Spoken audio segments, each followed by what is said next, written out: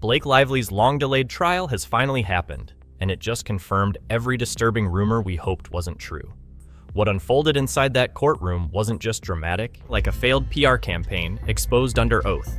Taylor Swift, who initially wanted to avoid the public eye, now looked like the only person willing to face the truth, while Blake Lively appeared to be scrambling for control. What began as a war of narratives had now become a war of receipts, and Blake didn't bring enough to win. How do you defend yourself when you're flipped the switch?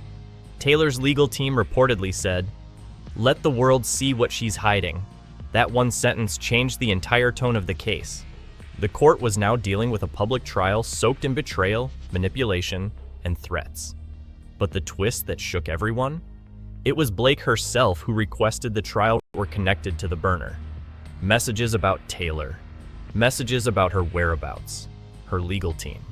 Even alleged attempts to manipulate upcoming coverage. So the evidence Blake swore she had, was she manufacturing it behind the scenes? The burner phone was long gone. Wiped. Discarded. Next left the room speechless. When asked whether he had prior knowledge of Blake's allegations against Taylor, Ryan's response was a turning point.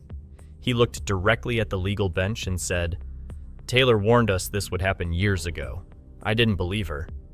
That one sentence was like a bullet through the foundation of Blake's screenshots with missing timestamps and a single audio file of a voice memo supposedly recorded by Taylor. The problem? The audio had AI fingerprints all over it. The courtroom was stunned. According to a leak from a court clerk referred to as Ms. Sandoval, not a single item was authentic. For the first time in the entire trial, she physically walked out. No statement, no gesture, just stood up and left. Witnesses say her hands were shaking. She couldn't even face the room. This wasn't just legal drama anymore. This was a betrayal so deep, it rewrote the entire narrative. And in that court record, Blake didn't just go after Taylor's career. She went after her family. A licensed court psychologist, appointed as an independent observer, was brought in to evaluate the emotional impact of these tactics.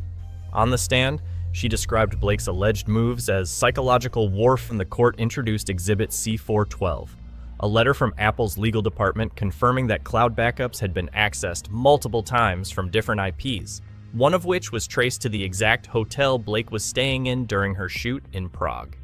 The timestamps matched days when Baldoni's legal situation heated up, which made the data test it, and was now acknowledging that Taylor had been right all along.